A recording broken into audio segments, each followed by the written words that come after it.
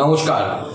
আমার প্রত্যেকটি দেবতুল্য কর্মী, নেতৃত্ব, প্রার্থী, জেলার পদাধিকারী প্রত্যেকের কাছে, রাজ্যের পদাধিকারী প্রত্যেকের কাছে নিবেদন, আগামীকাল আমাদের লোকসভা নির্বাচনের গণনা 42টি কেন্দ্রে, অর্থাৎ 42টি লোকসভা কেন্দ্রের গণনা 53টি কাউন্টিং সেন্টারে হচ্ছে।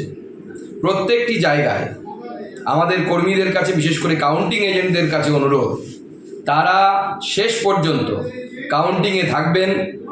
আপনার প্রার্থীকে জিতিয়ে হাতে সার্টিফিকেট নিয়ে তারপরে কাউন্টিং হল ছাড়বেন, নচেত কাউন্টিং হল ছাড়বেন না। বাইরের সুরক্ষা নিয়ে আপনাদের চিন্তা করতে হবে না। বাইরের সুরক্ষার ব্যবস্থা রাজ্য নেতৃত্ব এবং কেন্দ্রীয় নেতৃত্ব দেখবেন। আমাদের কেন্দ্রের সকল নেতারা, মাননীয় প্রধানমন্ত্রী থেকে শুরু করে মাননীয় গৃহমন্ত্রী থেকে শুরু করে প্রত্যেকে বাংলার প্রতি নজর রাখছেন।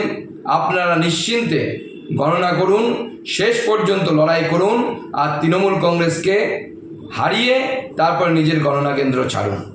যারা বাইরে থাকবেন তারাও গণনায় নিযুক্ত কর্মীদের, নিজেদের সহযোদ্ধাদের যাতে মনোবল বাড়ে, সেই জন্য গণনা শেষ না হওয়া পর্যন্ত, ক্যান্ডিডেট সার্টিফিকেট নিয়ে না বেরোনো পর্যন্ত ময়দান ছেড়ে কেউ যাবেন না। মনে রাখবেন, ভোট মানে যুদ্ধ। অতএব যুদ্ধে ময়দান ছেড়ে পালিয়ে যাওয়া কাপুরুষদের ধর্ম। কাপুরুষতা যেন আপনাদের মধ্যে দেখা না যায়। শেষ পর্যন্ত লড়াই করবেন। আমরা সকলে কাঁধে কাঁধ মিলিয়ে লড়াই করব।